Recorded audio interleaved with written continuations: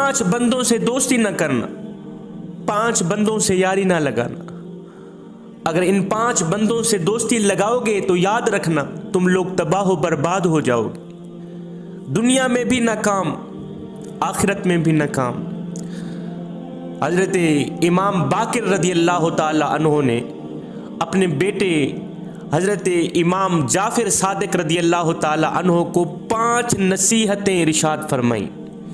फरमाया, बेटे मेरे जाफिर, अगर दुनिया व आखिरत में कामयाब होना चाहते हो, अगर दुनिया व आखिरत में इज़्ज़त चाहते हो, अगर दुनिया व आखिरत में मकाम चाहते हो, तो फिर अपने बाबा जी की इन 5 नसीहतों का दामन कभी ना छोड़ना। तुम दुनिया में भी कामयाब हो जाओगे, आखिरत में भी कामयाब हो जाओगे। हज़रत इमाम बाकिर रदी अल्लाह ताला अन्हो ने अपने बेटे हज़रत इमाम जाफिर सादिक रदी अल्लाह ताला अन्हो को 5 नसीहतें इरशाद फरमाई। फरमाया, बेटे 5 बंदों से दोस्ती ना करना, 5 लोगों से यारी ना लगाना। अगर लगाओगे तो याद रखना तुम लोग तबाह बर्बाद हो जाओगे। और सुनो, ये 5 लोग जिस रास्ते से आ रहे हों, इन्हें देखकर वो रास्ता भी छोड़ देना, इन्हां दे मत्थे भी ना लगना। ये इतने खतरनाक लोग होते हैं। पहली नसीहत फरमाया, बेटे बेवकूफ़ इंसान से दोस्ती ना करना, किसी नाअहल इंसान से दोस्ती ना करना। इसलिए कि ये नाअहल इंसान, ये बेवकूफ़ इंसान हर वक्त, हर घड़ी, हर लम्हे तुझे नुकसान ही पहुंचाता रहेगा, तेरे साथ वफा नहीं करेगा, बेवफाई ज़रूर करेगा। मौलाना रूम रहमतुल्लाह ताला अलैह आप फरमाते हैं कि एक बुज़ुर्ग था, अल्लाह का वली था, नेक था, मुत्तकी परहेजगार था, बैठा हुआ था। इधर से एक सांप रोता हुआ आया, सांप रोता हुआ आया, कहने लगा, खुदा के लिए, अल्लाह के लिए अपने अंदर मुझे जगह दे दे।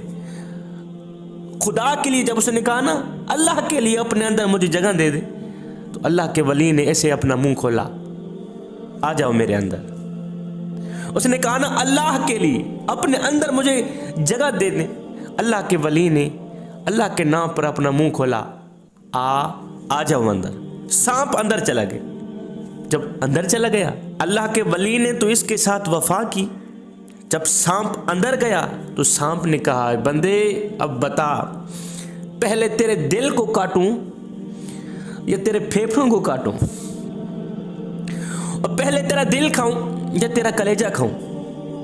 जब सांप ने कहा ना, ए बंदे बता, पहले तेरे दिल को काटूं या तेरे फेफड़ों को काटूं, अंदर से सांप की आवाज़ सुनकर अल्लाह के वली ने लोगों को मुखातिब करते हुए फरमाया, लोगों, नाअहलों के साथ वफा करने का अंजाम यही होता है। जो बंदा किसी नाअहल के साथ वफा करता है ना, उसका अंजाम यही होता है। क्योंकि नाअहल और बेवकूफ़ लोग हर वक्त, हर घड़ी, हर लम्हे बंदे को नुकसान ही पहुंचाते रहते। बेटा किसी बेवकूफ़ के साथ दोस्ती न करना, किसी नाअहल के साथ दोस्ती न करना। दूसरी नसीहत फरमाया, बेटे अपनों से रिश्ते नाते तोड़ने वाले शख्स से भी दोस्ती न करना। अपनों से रिश्ते नाते तोड़ने वाला जो बंदा है ना, उसके साथ भी यारी ना लगाना। जिसके अपने भाई के साथ मामलात अच्छे नहीं, जो अपने भाई के साथ वफा नहीं कर सकता। और खैर, जिनके साथ तुम्हारी दोस्ती है, जिन लोगों के साथ तुमने यारी लगा रखी है, उनके मामलात तो अपने बाप के साथ भी दुरुस्त नहीं। वो तो अपने सगे बाप के साथ भी नहीं बोलते। उन्होंने तो अपने वालिदैन से भी रिश्ता नाता तोड़ा हुआ है। जिन लोगों से आपने दोस्ती लगा रखी है, जिन लोगों से आपने यारी लगा रखी है, जिनको आप अपना सब कुछ समझते हैं,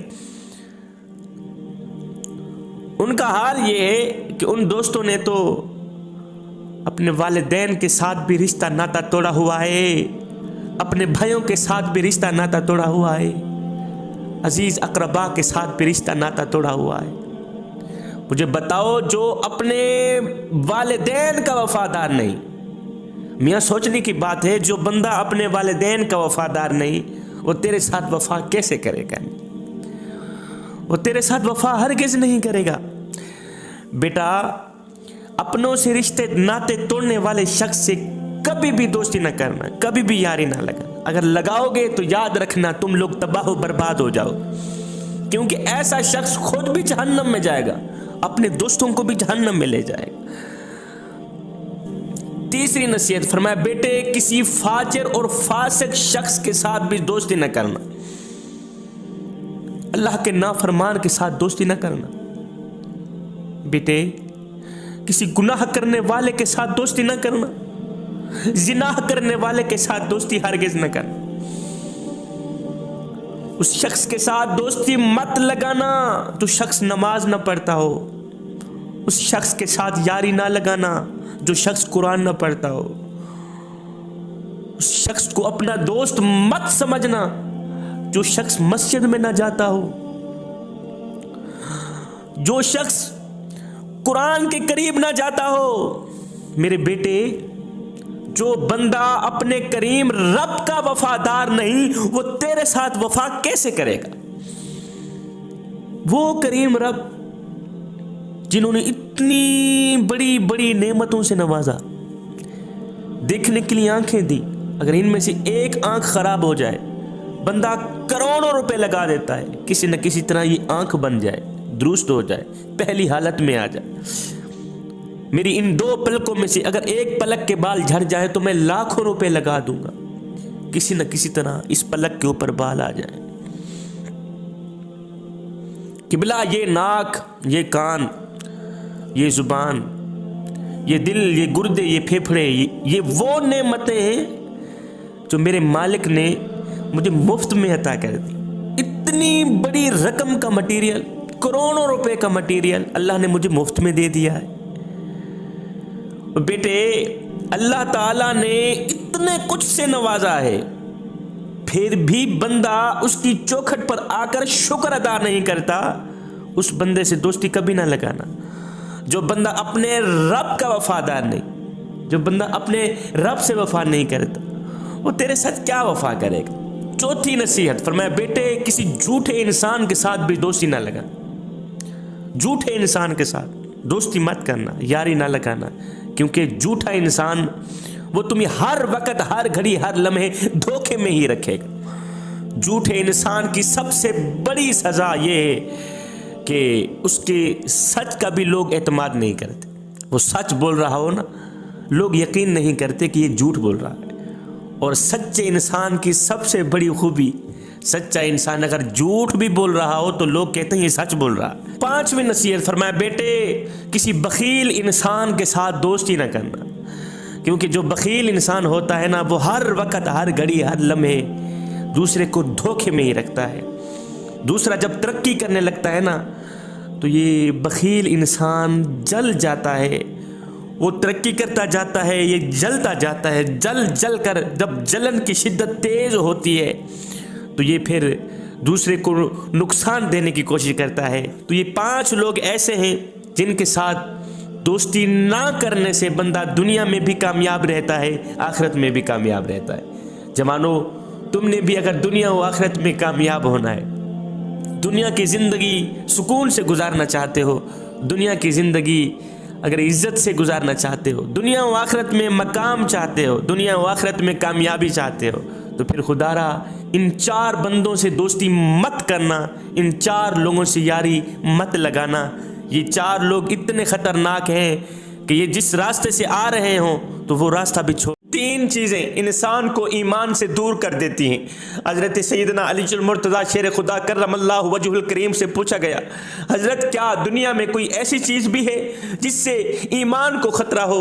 हज़रत सैयदना अली मुर्तज़ा शेर खुदा ने फरमाया, ख़बरदार 3 चीज़ें इंसान को ईमान से दूर कर देती हैं। पहली चीज़, नेमत इस्लाम पर शुक्र न करना, नेमत इस्लाम पर शुक्र न करना। हाय जवानों, सदियां इंतजार करती रही, जमाने इंतजार करते रहे, लोग राहों में बैठे इंतजार करते रहे, जब बेवाओं की चीखें, यतीमों की आहें, मासूम बच्चियों के दबे आंसू रेत से पुकार करते हुए अर्शे इलाही को जुम्बिश देने लगे, तो मेरे अल्लाह को दुखी इंसानियत पे रहम आया। आमिना की आगोश में मोहम्मद अरबी को भेज दिया। मेरे नबी की जलवागरी, मेरे नबी की आमद इंसानियत पर अल्लाह का बहुत बड़ा एहसान है। जवानों, हमने तो कोई तमन्ना नहीं की, हमने तो कोई आरज़ू नहीं की, हमने तो कोई ख्वाहिश नहीं की, बस माँ के जिस्म से माँ की गोद में आए थे, आंख खुली थी, अब्बू जी गए मुअज्जिन को बुला कर लाए, मुअज्जिन ने आके हमारे कान में फूंका दिया, मियाँ मुबारक हो, तू हुजूर का गुलाम बन के आ रहा है। हमने कोई आरज़ू नहीं की। जवानों, हमारे जिस्म पर इतने बाल नहीं जितने रसूलुल्लाह के एहसानात हैं। हमारे जिस्म का एक एक बाल कर्ज रिसालत में जकड़ा हुआ है। खुदा शनासी तो रही बड़ी दूर की बात, हम तो खुद शनास भी नहीं थे, हमें तो अपने आप का पता भी नहीं था कि हम कौन हैं। मुझे बताओ, जिस शख्स को अपने आप का पता भी ना हो उसके पल्ले रहता ही क्या है। आओ मैं तुम्हें एक दर्दनाक वाकया ना सुनाऊं, ये वाकया सुनने के बाद इंशाअल्लाह शुक्र का अल्फाज, शुक्र का लफ्ज़ तुम्हारी जुबान पे जारी हो जाएगा, शुक्र के तराने तुम्हारी जुबान पे जारी हो जाएंगे। एक शख्स मेरे हुजूर अलैहिस्सलाम की खिदमत में हाजिर हुआ, जाकर इसने मेरे हुजूर अलैहिस्सलाम को अपनी जिंदगी का एक दर्दनाक वाकया सुनाया। मेरे हुजूर अलैहिस्सलाम ये दर्दनाक वाकया सुनते भी रहे, रोते भी रहे। हर बार सुनने के बाद भी मेरे हुजूर अलैहिस्सलाम फरमाते, साहबी यही वाकया एक बार फिर से भी सुना। एक शख्स मेरे हुजूर अलैहिस्सलाम की खिदमत में हाजिर हुआ, जाकर कहा, हुजूर आपकी आमद से पहले, आपकी तशरीफ आवरी से पहले, जब जहालत का ज़माना उरूज पर था, जहलियत उरूज पर थी, हुजूर मैं कहीं लंबे सफ़र पे गया हुआ था, मेरी बीवी घर में हामिला थी। काफ़ी दिन बाद जब मैं घर में वापस पलटा तो मेरे आंगन में मेरी बेटी खेल रही थी। मेरी बीवी ने बेटी जनी थी, मेरी बेटी खेल रही थी। हुजूर जैसे ही मैं घर की दहलीज पर कदम रखा तो मेरी नन्ही मुन्नी बेटी दौड़कर आई, मेरे कदमों से लिपट गई। मेरा बाबा आ गया, मेरा बाबा आ गए। आए हुजूर, इधर बेटी कदम चूम रही थी, उधर मैं नफरत भरी निगाहों से अपनी बीवी को घूर के देख के कहने लगा, ओ बदबख्त, ये तूने क्या किया? और बेटी को जन्म दे दिया और मुआशरे में मेरी नाक कटा के रख दी। इसे जन्म देते वक्त तुम मरी क्यों नहीं थी? हाय हुजूर, मेरी बीवी ने मेरी बेटी के दिल में इस तरह की मोहब्बत डाल दी थी कि वो मुझसे टूट के मोहब्बत करने लगे, टूट के प्यार करने लगे। हुजूर मैं मौके की ताक में रहा, मौके की तलाश में रहा कि मुझे मौका मिल जाए, इस सांप को उठाऊं, जाकर इसे जिंदा ही दफन कर दूं ताकि मुआशरे में मेरी नाक सलामत रह जाए। हुजूर जब मैं सोता था, लेटता था, उठता था, मेरी नन्ही मुन्नी बेटी दौड़ कर जाती, पानी लेकर आती, मेरे हाथ धुलाती, रोटी लेके आती, मुझे खाना खिलाती। हुजूर मेरा दिल फिर भी नरम ना हुआ, मुझे फिर भी रहम ना आया। हुजूर मैं मौके की तलाश में रहा। एक दिन हुजूर मैंने मौका पा ही लिया।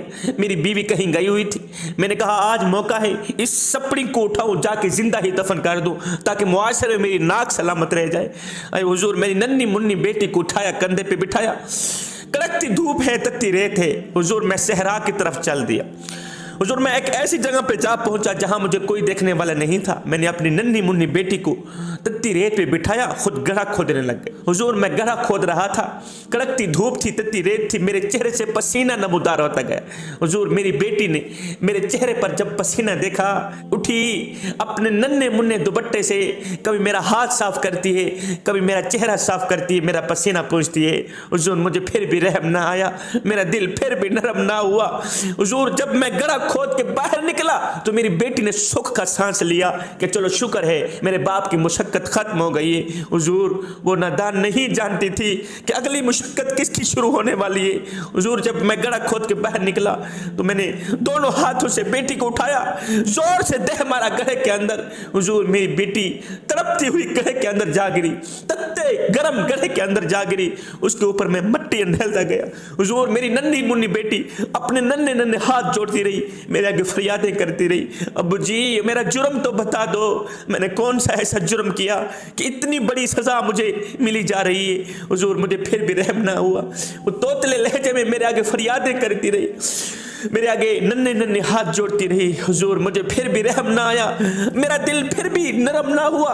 मैंने नन्ही मुन्नी प्यारी सी बेटी को जिंदा ही दफन कर दिया, उसके ऊपर मट्टी ढेल डाली। हुजूर मेरी बेटी की चीखो पुकार, उसका तड़पना, उसका चीखना, उसका तोतला लहजा रेत तले दब के रह गया है। हुजूर आज जब से कलीमा पढ़कर मुसलमान हुआ हूं, आज उस नन्ही मुन्नी बेटी की चीखें मुझे सोने नहीं देती, आज उसकी चीखें मुझे दिन रात तड़पाती हैं। आज जब से कलीमा पढ़कर आपकी गुलामी में आया हूं, जब से जाना है कि बेटी का मकाम क्या है, बेटी की शान क्या है, आज उस बेटी की चीखें मुझे सोने नहीं देती। और जिक्र मुस्तफ़ा के महफिल में आने वालों, सैयद को इतना तो बता दो, आज तुम्हारी बेटी को जो मकाम मिला है किस नबी की आमद का सदका मिला है? नेमत इस्लाम का सदका मिला है। आज तेरी बहन को जो मकाम मिला, आज हमारी माओ को जो शान मिली, नेमत इस्लाम का सदका। हजरत सैयदना अली मुर्तज़ा शेर खुदा करमल्लाहु वजहुल करीम ने फरमाया, 3 चीजें इंसान को ईमान से दूर कर देती हैं। पहली चीज, नेमत इस्लाम पर शुक्र ना करना। दूसरी चीज, इस्लाम के जाते रहने का कोई खौफ व खतरा महसूस न करना। तीसरी चीज, अहले इस्लाम पर जुल्म करना, किसी मुसलमान भाई पर जुल्म करना। ये 3 ऐसी मर्जें हैं, ये 3 ऐसी बीमारियां हैं, ये 3 ऐसी चीजें हैं जो इंसान को ईमान से दूर कर देती हैं। शुक्र करने वाला शख्स अल्लाह को भी प्यारा है, उसके रसूल को भी प्यारा है। अल्लाह ताला ने हमें देखने के लिए आंखें अता की, कोई बेल नहीं मांगा। अल्लाह ताला ने हमें सुनने के लिए कान दिए, कोई बेल नहीं मांगा। अगर मैं आप लोगों को कहूँ, मियाँ मैं आपको 2 करोड़ देता हूँ, एक आंख निकाल के दे दो, दोगे? हरगिज़ नहीं दोगे। अच्छा 2 करोड़ देता हूँ, आप मुझे कान काट के दे दो, नाक काट के दे दो, दोगे? हरगिज़ नहीं दोगे। इतनी बड़ी कीमती आंख, इतनी बड़ी कीमती नाक, इतने बड़े कीमती कान 2 लाख में बेच दे, हरगिज़ नहीं दे। किबला ये कान, ये आंखें, ये नाक, ये दिल, ये फेफड़े, ये गुर्दे, इतना बड़ा कीमती सरमाया अल्लाह ने हमें मुफ्त में अता कर दी। कभी इसका बिल नहीं मांगा, कभी इसके पैसे नहीं मांगे। अगर एक आंख बनवाने के लिए जाएं तो लाखों रुपए मांग लेते हैं डॉक्टर। दिल का बाल खराब हो जाए, अगर बनवाने के लिए जाएं तो करोड़ों रुपए मांग लेते हैं। अल्लाह ने हमें मुफ्त में अता कर दिया है, फिर हमारा हक नहीं बनता उस करीम रब का शुक्र